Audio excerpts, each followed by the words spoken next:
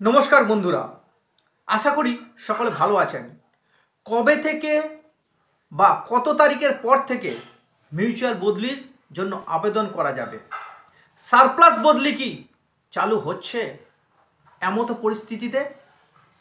অর্থাৎ বর্তমান যে পরিস্থিতি, সেই পরিস্থিতি দাঁড়িয়ে সারপ্লাস বদলি কবে থেকে বা কত তারিখের পর থেকে শুরু হতে চলেছে, সেই বিষয় নিয়ে আজকে আমার আলোচনা। নতুন বছর সকলের ভালো কাটুক, ঈশ্বরের কাছে এই প্রার্থনা করি। আশা রাখব দূরে কর্মরত শিক্ষক শিক্ষিকা ও শিক্ষাকর্মীদের দুঃখ দূর হয়ে বদলির আশা পূরণ হবে। 3 তারিখে শিক্ষা দপ্তর নোটিশ দিয়ে জানিয়েছে 30শে জুন পর্যন্ত উচ্চশিক্ষা পোর্টাল বন্ধ, কিন্তু মিউচুয়াল বা আপোষ বদলিকে বাদ রাখা হয়েছে। কেবলমাত্র জেনারেল ট্রান্সফার অর্থাৎ সাধারণ বদলি, স্পেশাল গ্রাউন্ড ট্রান্সফার বন্ধ রাখা হয়েছে। আমি যেটা আগে বলেছিলাম সেটাই কিন্তু নোটিশে প্রকাশিত হয়েছে। আমি ডিসেম্বর মাসে 20 তারিখ নাগাদ বলেছিলাম। উচ্চশিক্ষা পোর্টাল খুলছে আবেদনকারীদের জন্য এবং ওনারা নিজেদের প্রোফাইলেও যেতে পারছেন, কিন্তু নতুন করে আবেদন করতে পারছেন না। এখন প্রশ্ন হলো, কবে থেকে আবেদন করা যাবে? আবার বলছি, এখন প্রশ্ন হলো, এই মিউচুয়াল বা আপোষ বদলির জন্য যারা আবেদন করতে চান তারা কবে থেকে আবেদন করতে পারবেন? দপ্তর সূত্রে যেটা জানা যাচ্ছে যে 8 তারিখ অর্থাৎ বুধবার শিক্ষা দপ্তর, এসএসসি ও প্রাথমিক বোর্ড নিয়ে আলোচনা হবে। এর আগেই শিক্ষা দপ্তর, এসএসসি ও প্রাথমিক বোর্ডকে কতগুলি আবেদন জমা হয়ে আছে বা কোর্ট কেসে কতগুলি আবেদন আছে তা জানতে চেয়েছে। আবার বলছি, শিক্ষা দপ্তর, এসএসসি এবং প্রাথমিক বোর্ডকে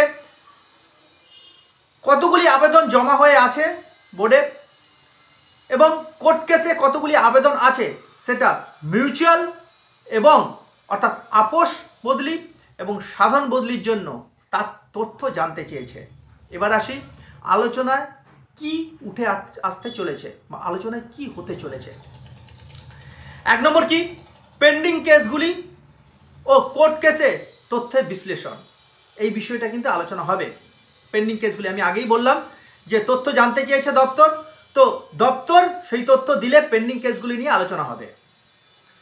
2 নম্বর কি, কবে থেকে মিউচুয়ালের জন্য আবেদন করতে পারবেন? অর্থাৎ যারা আবেদন করতে চান নতুন করে মিউচুয়ালের জন্য, পার্টনার অলরেডি পেয়ে গেছেন বা ওনারা পার্টনার খুঁজে পেয়েছেন, ওনারা কবে থেকে নতুন করে আবেদন করতে পারবেন? কিভাবে পেন্ডিং কেসগুলি ছাড়া হবে? অফলাইনে নাকি অনলাইন প্রক্রিয়ার মাধ্যমেই পেন্ডিং কেসগুলি ছাড়া হবে?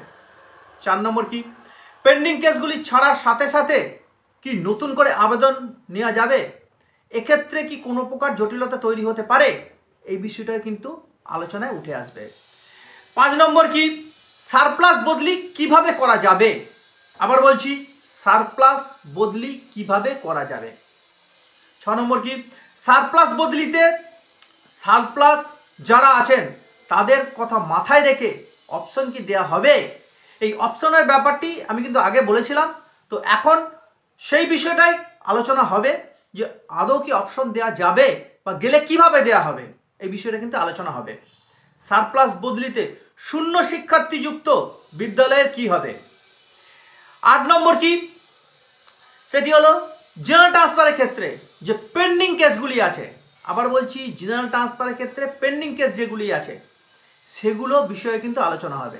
সেগুলো ছাড়া যায় বা কবে নাগাদ ছাড়া যেতে পারে বা সেগুলো ছাড়ার ক্ষেত্রে কোনো অসুবিধে আছে কিনা, এই বিষয়টাও কিন্তু আলোচনা হবে। অর্থাৎ বদলি বিষয়ে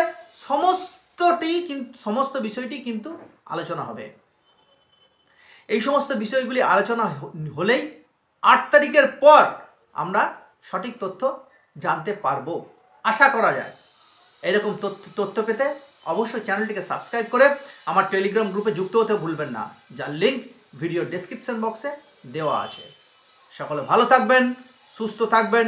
নতুন বছর সকলে ভালো কাটুক, ঈশ্বরের কাছে এই প্রার্থনা করি।